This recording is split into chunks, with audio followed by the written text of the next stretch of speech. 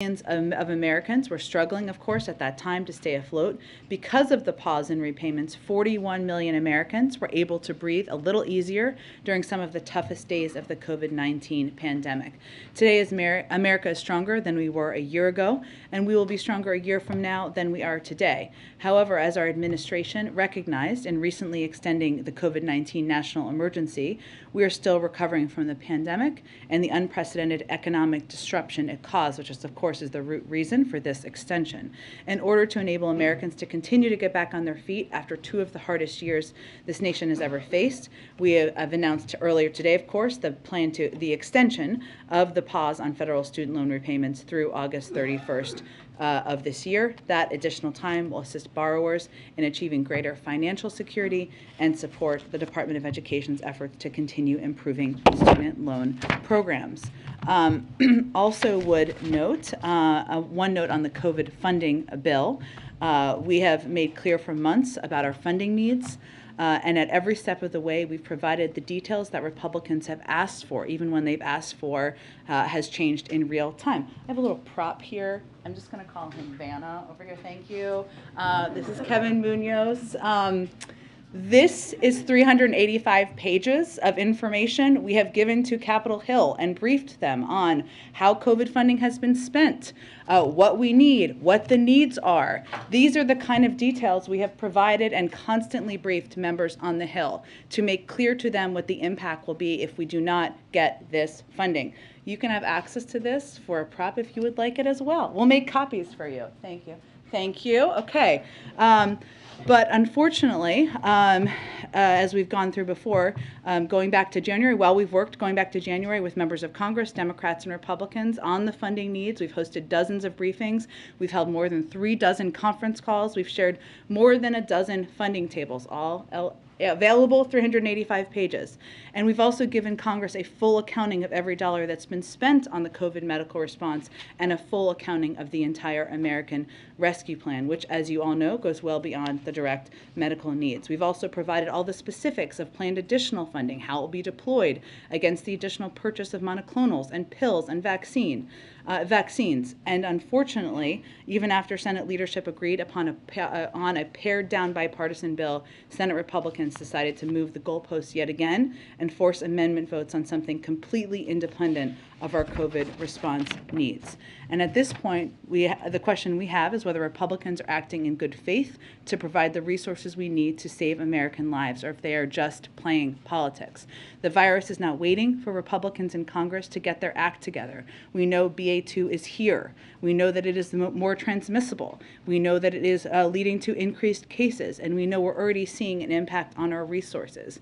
The program that reimbursed doctors, pharmacists, and other providers for vaccinating the uninsured had to end yesterday due to a lack of funds. America's supply of monoclonal antibodies that are effective at keeping people out of the hospital will run out as soon as late May, and our test manufacturing capacity will begin ramping down at the end of June. So we're going to continue to work closely with Congress to drive to a solution, because the President knows that we can't afford inaction in this moment. It's going to require politicians to stop skirting their responsibility to the American people. COVID is not over, and we have an obligation to protect our country, the American people, and make sure we're taking steps to prepare. Finally, last thing.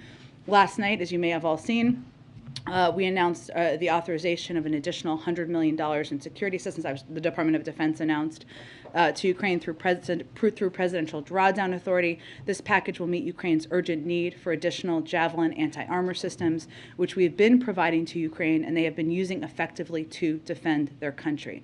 The Javelins have been one of the most effective weapons the Ukrainians have deployed in combating Russian tanks and Russian armored vehicles. They were critical in the defense of Kyiv and other areas, and we want to ensure we continue to get them in the Ukrainians' hands. We also continue to work with our allies and partners to provide Ukraine with additional capabilities and expect to have more to announce in the coming days.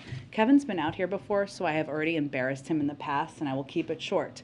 But Kevin, as many of you know, is our COVID spokesperson. Kevin only recently turned 26, which means he can barely rent a car, but he can now, but he has become an expert. He is stalwart. He works 20 hours a day, and he is indispensable. And so I'm very grateful to Kevin and happy he's out here.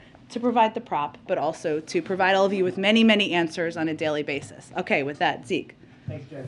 You just mentioned that COVID isn't over. We just saw the president give this remarks to a very large crowd indoors. I was hoping you'd speak a little bit to how the president's views sort of when it is safer to be going to such large gatherings. Is that sort of thing he's trying to model for the rest of the American public, that the risks for most people from COVID now are lesser than they were a year or two ago before vaccines and treatments? Is that sort of behavior now, it's not something that should be stigmatized or and should be embraced?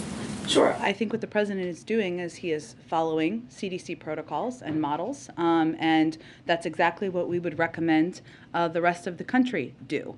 That includes getting vaccinated, getting boosted, getting an extra booster if you were eligible, as the president did just last week, and obviously taking any steps or precautions that the CDC recommends to keep yourself safe. And obviously in Washington, D.C., we remain in a yellow zone, and the president follows those protocols as needed. And just to update, did you say when the last time the president tested for COVID? I suspected you would ask this. I've asked this question, and I will get you an answer to that as quickly as possible. As you know, he has tested. He has a regular testing cadence.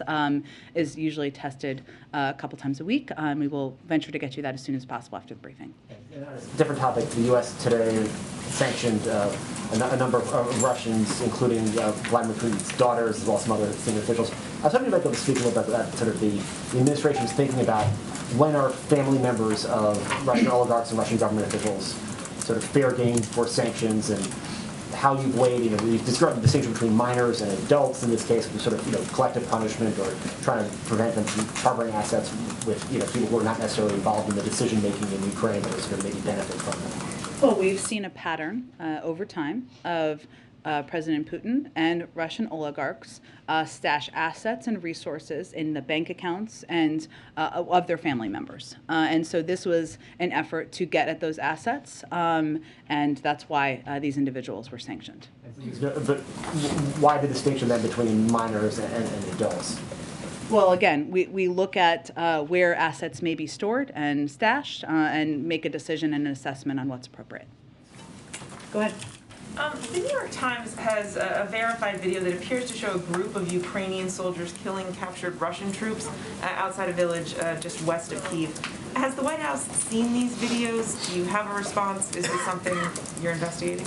I have seen the video. I don't have any confirmation or validation of the video or the report. And so far, the administration, or the U.S. has spent about $2 billion since the beginning of this invasion.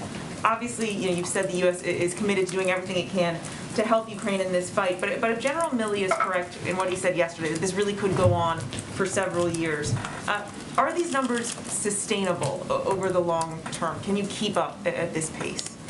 Well, I would say first, just to reiterate what General Milley said, and the president has also been clear, that there are tough days ahead for the Ukrainian people. There's a likely scenario where this could go on for some time, and even as they have moved their forces and they've retreated from Kyiv, they retreated from the north and the west, and they're consolidating forces in the east and in the Donbass. And we have warned that we're entering a new phase of the conflict that could last for some time. It doesn't mean it will look exactly the same, or the needs or the resources will be exactly the same, and that is something we will continue to assess in our conversations with the Ukrainians, as well as with our allies and partners around the world. And right now, just to note, obviously our focus is on amping up and providing a range of military assistance. The $100 million for Javelins is a good example of that, as they earn an active fight every single day against the Russian military. Also humanitarian and economic assistance, and there will be different needs that will come about over the course of time.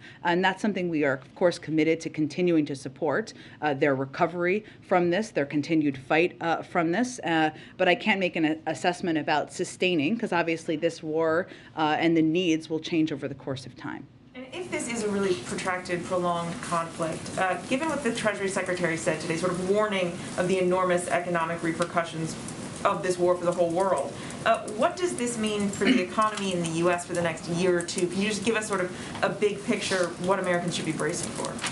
Well, as we've made decisions about putting sanctions in place, we've continued to do that through the prism of maximizing the impact on Russia and the Russian economy while minimizing the impact on the West and the United States.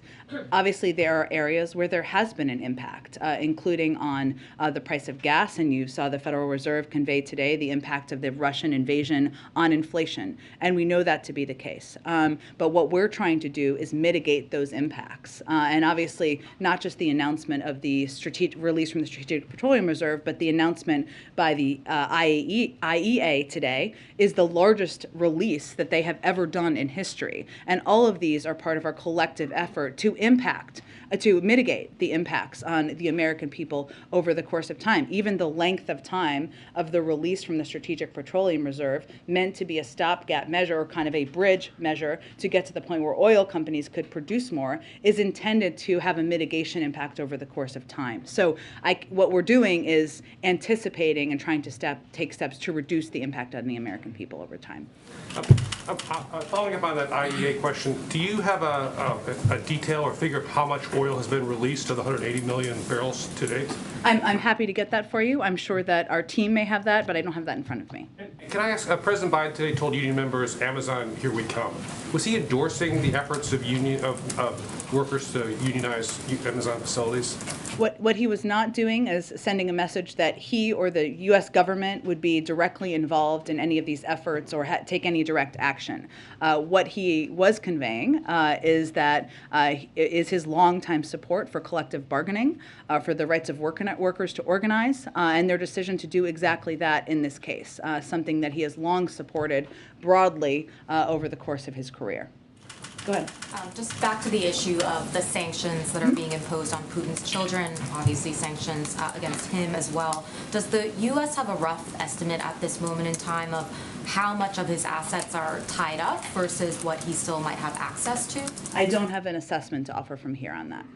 But we know that we've seen attempts and efforts to stash assets in the accounts and resources of his children.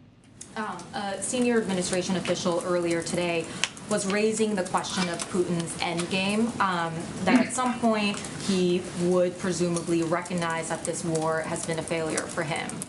Given some of the scenes that we're seeing in places like Bucha and Mariupol, does the U.S. believe that he is any closer to realizing that reality today versus a week ago, a month ago?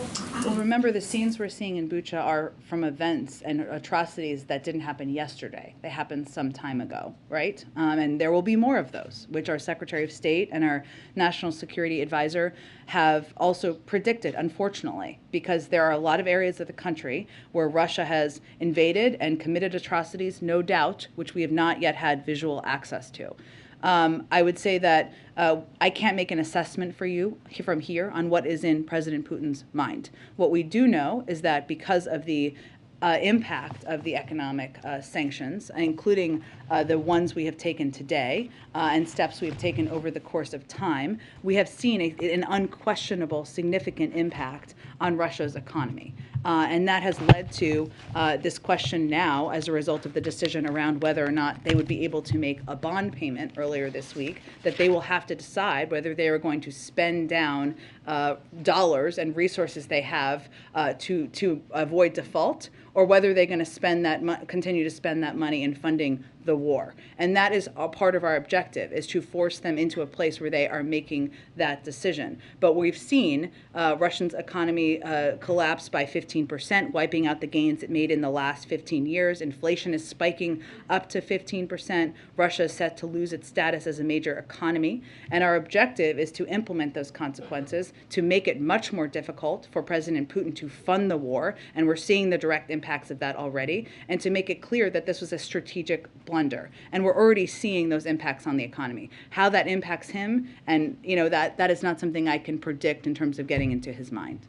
What is the administration's current assessment of what Putin's endgame is? And does the administration believe that that may have shifted since the beginning of the invasion? Well, I would say that one, while they have moved their troops around and repositioned, we have not made, and they haven't made many airstrikes in the last 24 hours, according to the Department of Defense in their briefing, which you may have seen, or their backgrounder. We also know that their goal remains weakening Ukraine as much as possible. And we should be under no illusion that that objective hasn't changed, even as their tactics have changed. Go ahead. Thanks, Jen. The president today, as he was talking about his vow to stand by Ukrainians, added a line, and by the way, if I've got to go to war, I'm going with you guys. Can you clarify what that meant? There's no intention of sending troops to the ground or fighting a war with the U.S. forces against Russia. That was a reflection of his long love for labor unions and members of labor unions and the building and trades workers who were there and people that he would always love to be in the foxhole with, not an indication of a change in U.S. policy. Got it. He also referred to that heated exchange we saw that involved Secretary Austin, and he said, with regard to Ukrainian troops, we've trained them and we've given them the weapons. Can you clarify what he meant by we have trained them? What training was he talking about? Well, there was some time ago training, and we have provided them, obviously, a range of weapons over time. What point he was making is one Secretary Austin made yesterday. Without the extensive military assistance that we have been providing the Ukrainians, the security assistance, over the course of the last several weeks and even months before that, $1.6 billion worth, maybe a little higher now after the $100 million last night, they would not have been able to effectively fight back as they have. And how it has basically worked is they have requested a range of assistance. We go through and see what we are able to provide. We often work with partners and allies to provide assistance we don't have access to here, and then we expedite the delivery of that over the course of time, whether that is javelins, stingers, or a range of materials that the U.S. military has determined they're not only trained on, but has been effective in fighting this war. But aside from the physical resources, what training was he talking about? What was the latest training the U.S. troops have done? There's not new training to report out to you. What he was really emphasizing, and the important part here, is what Secretary Austin was also talking about, is the military equipment that has been provided that has allowed them to fight this war. And one more on sanctions. You've said a couple times now that the U.S. sanctioned Putin's daughters because there's reason to believe Putin has stashed his wealth with them. Does that mean that the U.S. has some information about where the billionaire daughters are stashing their wealth? I don't have any more to provide to you from here. We make assessments about where to implement financial sanctions to get close to not only the assets of President Putin, but those around him. And we have seen a long pattern of using relatives and family members to stash wealth. Go ahead. Thank you, Jen. First, on immigration, our team in Texas is saying that you guys are starting to give smartphones to border crossers, hoping that they'll use the phones to check in or to be tracked. Which part of that is supposed to deter people from crossing illegally into the States? Well, I think you, of all people, since you've asked me a range of questions on this topic over time, would recognize that we need to take steps to ensure that we know where individuals are and we can track and we can check in with them. The Alternatives to Detention program, is what we utilize, has 3 unique forms of technology to monitor participants enrolled in the program: telephonic, this is one of them, which uses a participant's voice to create a biometric voice print during the enrollment process. And when the participant has a check-in call, their voice is compared to the voice print. Smart Link, which is another option, enables participant monitoring via smartphone or tablet using facial matching technology to establish identity. And Global Positioning System monitoring is of a participant's location and movement history using satellite technology through an ankle bracelet. This is all part of our effort as individuals come into the United States and individuals who are entering, who will proceed to immigration proceedings, to monitor and track where they are. With the telephonic, though, any concern by folks around here that these migrants will take the phones and just toss them? And then, Do you have a record of people throwing phones away? I'm just asking if that's a concern. Our concern is ensuring that individuals who irregularly migrate to the United States proceed through our process of, of course, being monitored, but also participating in hearings to determine whether or not they will be able to stay. I would note that nearly 80% of non-citizens released at the border from DHS custody under prosecutorial discretion have either received a notice to appear or are still within their window to report. So actually, the vast majority of people are appearing. In part, we have these monitoring systems in order to do that effectively. Okay, on another topic, was it common for President Biden to do favors for Hunter Biden's international business partners, like writing college recommendations for their kids? I've seen the report. I have no confirmation or comment on a report about whether or not the president, when he was a private citizen, wrote a college recommendation letter for an individual. A college recommendation letter, though, from, at the time, a former vice president would be a big deal. So do we know what the president might have gotten in return for doing a favor like that? Again, I have no confirmation of any recommendation letter the president wrote when he was a private citizen, by the way, not serving in public office. That's even the report. But he's the president now, and you're his spokesperson. Correct. And he was not the president at the time of this report. So there's evidence that the president at one point was office mates with Hunter and his brother Jim here in D.C. It's not accurate. That is not accurate.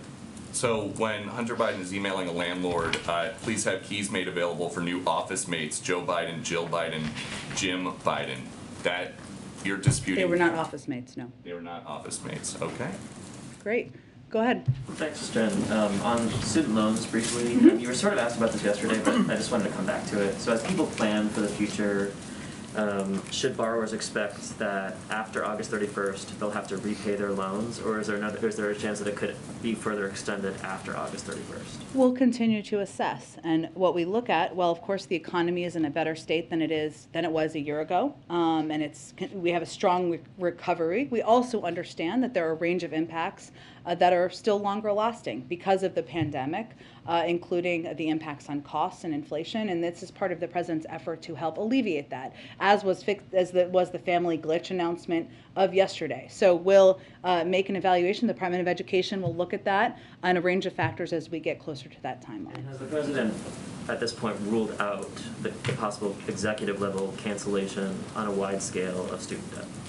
He has not ruled out, but I don't have any update on that. And I would note that, again, he would encourage Congress to send him a bill canceling $10,000 in student debt, something that he talked about looking forward to signing on the campaign trail. Just really briefly, on the G20, Yeah. Secretary Yellen said today that that the U.S. might not attend meetings if Russians are there. Is she implying that these would just be individual meetings, or would it be a kind of broader scale boycott of the G20 in Bali?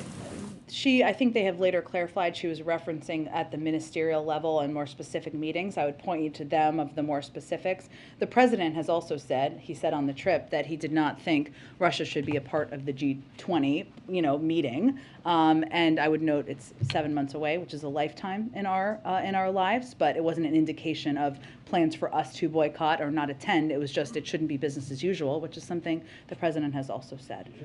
Jen, is it a priority of the president to try to identify the Russian units that carried out the atrocities in Bucha? Is that something that the U.S. may be able to do, and is it something the president wants to have happen? We will continue to assist in every way possible with these efforts to track down data, additional information, and contribute to the international effort to do exactly that. Let me ask you, if I can, a couple other questions that made news today. A judge has just issued the first outright acquittal of a defendant charged in the January 6th Capitol riot. This was a New Mexico man, Matthew Martin. He was acquitted on some misdemeanor charges by the judge. This man had claimed that he thought police allowed him into an entrance near the Capitol Rotunda. Does the White House have any view now that that case has been adjudicated? I don't have any specific comment on that case. We continue to support the efforts of the January 6th Commission and all of the members in trying to get to the bottom of what happened that day to prevent it from happening in the future. Let me go back to one last question as it relates to what's happening in Russia. The U.S. still doesn't have an ambassador to India. It appears increasingly clear that Los Angeles Mayor Garcetti doesn't have the votes right now to be confirmed.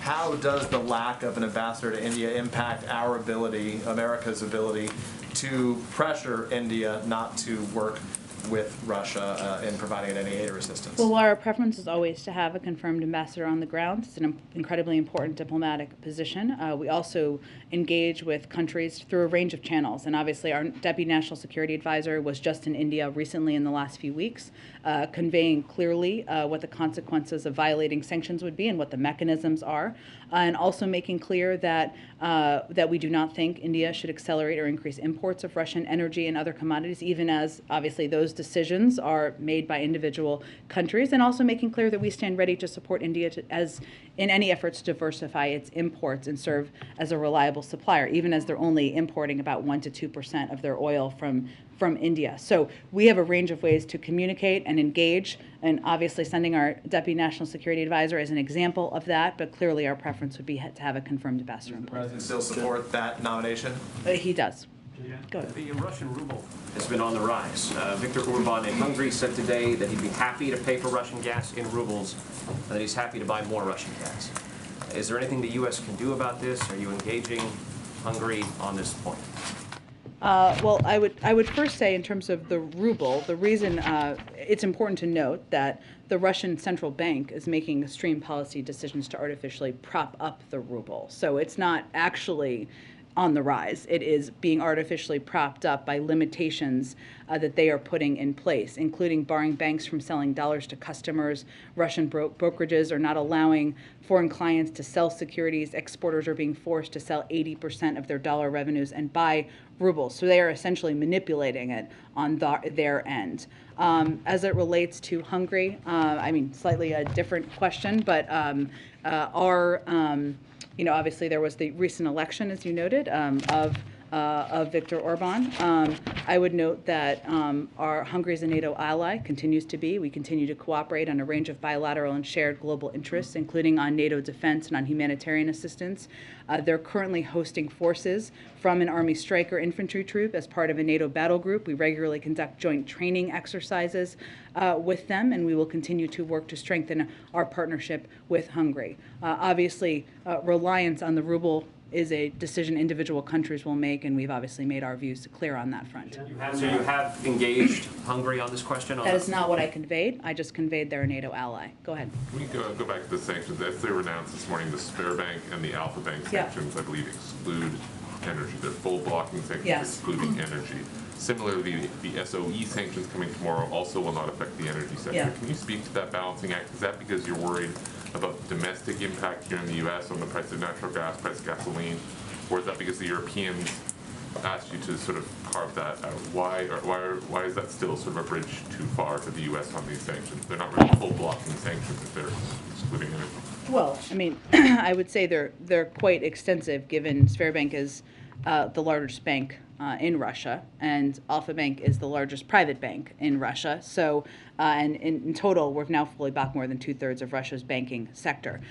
These conversations and discussions obviously are done in coordination with our European allies and partners, and we continue to assess how we can maximize the impact while minimizing the impact on other economies, including, of course, the global oil marketplace. And we've taken steps, of course, banning oil imports. A number of countries, including Poland in Europe, have announced their intention to take steps, but that's up to individual countries to make. But it's part coordination, assessment, with other countries and our allies about the impacts, but I would still say it's quite a significant step given they're the largest bank in Russia. So is it accurate then to say that this was done because of the Europeans saying, hey, this would be... No, but we do update them and brief them on the steps we take and why, and we look at the impacts on how things will impact the United States, how they will impact a range of our allies as we make decisions about sanctions. Very quickly on the central bank actions propping up the ruble, do you have any sense of how long they're able to keep that up?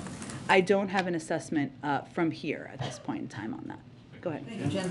On immigration, with the lifting of Section 42, there are a lot of Democrats, particularly Democratic senators, up for re-election who worry that you don't have a plan to either stop the spring surge of undocumented immigrants or handle it. What do you say to those Democrats? Well, I would first say that Title 42 is not an immigration measure. It's a public health measure, and one that Congress has given the CDC authority to make a decision about. And we respect that and think that's absolutely right. This is why the president proposed an immigration bill on his first day in office, and we would certainly welcome efforts of anybody to work with us on that. But as we're implementing this over the course of the next 5 weeks, if I'm doing my math correctly, we've also surged resources from the Department of Homeland Security, and we will continue to take additional steps to implement and make clear that this is not the time to come, that there will still be significant measures put in place for anyone who tries to irregularly migrate to the United States. Do you feel that what's your goal and what do you expect, what impact do you expect to have on the spring surge with those kinds of measures? I would really point you to the Department of Homeland Security to make any projections of that, because we have not made any projections of what it will mean in terms of the ending of Title 42 either. Thanks. I know that you talked about the stringent measures you've taken to keep the president safe from COVID that go beyond the CDC guidelines, but that's such a visual contrast between that and the president showing up maskless in front of people at some of these events. So how do you make sure that you keep that protection bubble around him? I'm sure you feel like you're asked to explain this ad nauseum, but the bubble's looking pretty porous lately. So how do you keep that sort of enforced? I would say first that we continue to take measures that go beyond what the CDC protocols are. That includes ensuring that everybody who's going to see the president in a meeting is tested in advance. Or if you're traveling with the president, you're tested in advance. When possible, we take steps to socially distance in circumstances, which certainly the Oval Office and other meeting spaces in the White House allow for. If an individual in the White House is a close contact, they are asked to, or required to, I guess you could say, wear a mask for 10 days after that exposure. And they are also tested regularly following. So I would say we take additional measures that go beyond what the CDC protocols and requirements are to ensure that we are doing everything we can to keep principals safe. The president, the vice president, and others, of course, in the building. Was everyone tested before the Easter movement tomorrow? Everyone who was there? It's not at public events. I'm talking about at meetings. But again, I can check on the protocols for public events, sure. Have you changed any protocols surrounding him in recent days as more people are in the administration contract this virus? We've continued to implement stringent and strict protocols. I would note that even as we're looking at, with BA2, a very transmissible variant, as we all know and our public health officials have told us, we've seen an increase in cases, right? In the country, in the region, among the press corps, and certainly in the White House. But it is not, at this point, what we saw during Omicron. And what the steps we have taken here, including a policy put in place to ensure that return to work was part of our policies in the federal government, are meant to ensure that can continue to be the case. And even while we have individuals who are out with COVID, everyone here is required to be tested, highly recommended to be boosted. People who are out because of that, the vast, vast majority have mild cases and are continuing to work from home. And obviously, we are continuing to implement the return to work policy and feel we have the measures necessary to do that. So what's the clearest version of the message that you're trying to send to Americans about living with this virus, even as infection rates rise? I mean, that it's not the end of the world if you get it, if you're boosted? I mean, is that the message you send through the president who's maskless in front of hundreds of people, that this isn't the end, that we have to live this way? Is the message we're sending is to follow the CDC protocols and guidance for where you live. The president does that. He did an event in Washington, D.C. today where it does not require mask wearing. There are other parts of the country, as you know, where he's traveled and he has worn a mask, where that has been the recommendation. Our protocols also here, we would certainly project this to the American people, are that getting vaccinated and getting boosted, and if you are immunocompromised or you're over a certain age, getting your next booster is certainly a way to help protect yourself. That's something the president has done, and every member of the senior staff and White House staff has done and will continue to do, although some of us are teasing the people who are over 50 that we're not old enough yet, but that's a sidebar. When we are, we will be doing that as well. So it is to follow the protocols and to recognize that the statistics show you are significantly more likely to be hospitalized and even to die if you are not vaccinated, if you are not boosted. And yes, we are living with COVID-19. We are continuing to fight it. And our biggest message right now is that we need the resources from Congress to continue to have to ensure we have programs for the uninsured, that we can provide treatments for immunocompromised, that we can make sure that we have testing mechanisms and booster mechanisms, and we're at serious risk of those programs not being able to continue. Some haven't, obviously. Go ahead, Karen. None has been abducted in Burkina Faso. Mara, the Title 42 question, you said that the administration will be taking additional steps to make clear this is not the time to come. That was, of course, a pretty explicit message from the president and others last year. Do not come. Is that still the message on May 24th? Yes. A follow-up to that, as the U.S. moves to end Title 42 in May, are there discussions now, or is there any update you can give us on ending the testing requirement for re-entry into the U.S. for people traveling here? I don't have any update on that at this point in time. That's something we will continue to evaluate. Thank you so much. I have a follow-up on sanctions and energy. Sure. The European Union said yesterday that they are paying Russia every day little more than $1 billion for gas and oil. How long can this go on, in the president's view, without undermining the collective effort to punish Russia?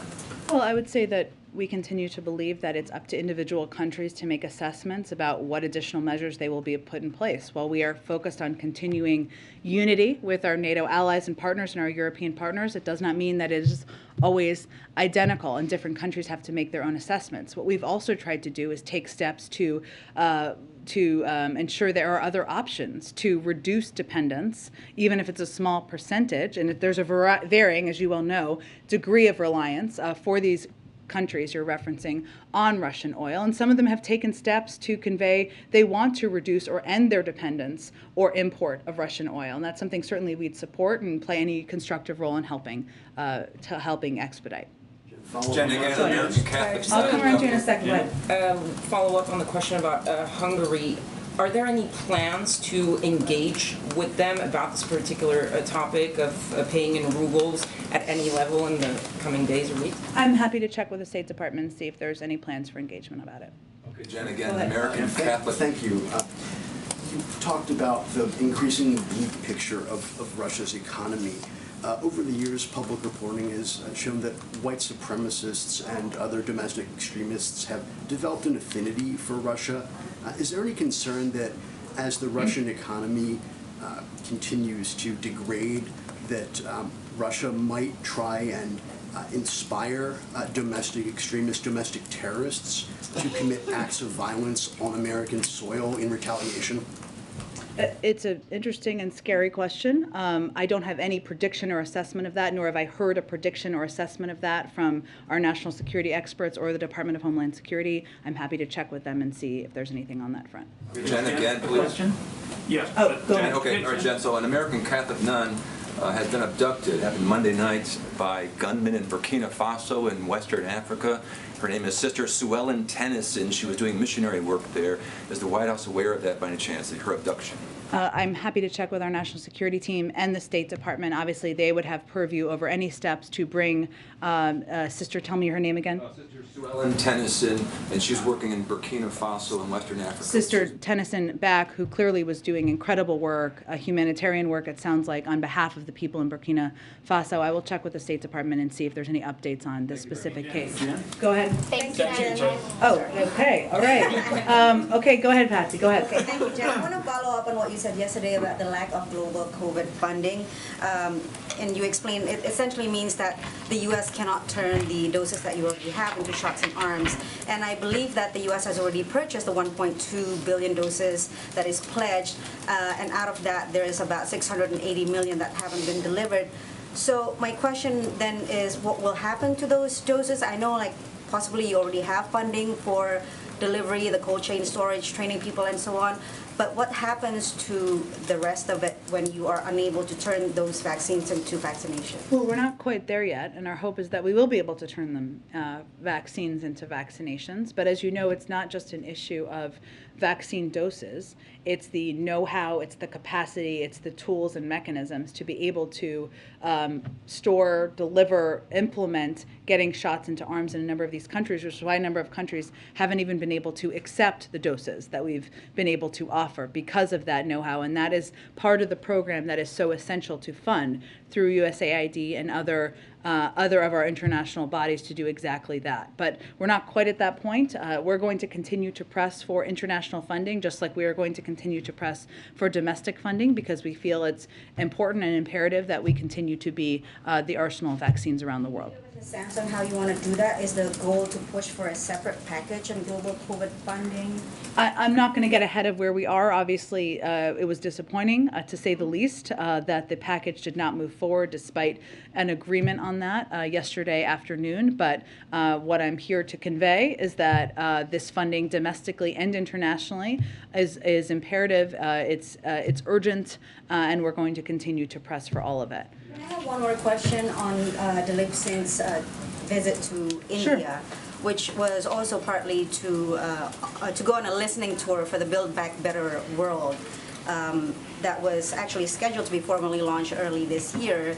So if you can give us an update on that, why is it not launched yet? And at this point, do you feel that it is with the projects, with the listening tours, with the pilot projects that are being planned, is it robust enough to be introduced to the world as a viable alternative to China's Belt and Road Initiative? As you know, the president has used his own time to talk about Build Back Better World and how important it is to our efforts to rebuild infrastructure without the strings attached around the world. That speaks to our commitment to it, and obviously our Deputy National Security Advisor taking a trip himself, having a discussion about it as a reflection of our commitment to that and our efforts. Go ahead. Can I ask you a follow-up question on Go ahead. COVID? The WHO Director General Earlier is this in morning DC. at the Monitor Breakfast, NEC Director Brian Deese mentioned a classified briefing that took place earlier today between lawmakers, Jake Sullivan and others about, quote, escalating vulnerabilities around semiconductors. Can you tell us more about this meeting, and was it an effort to get Congress to hurry up on the reconciliation of the two related bills?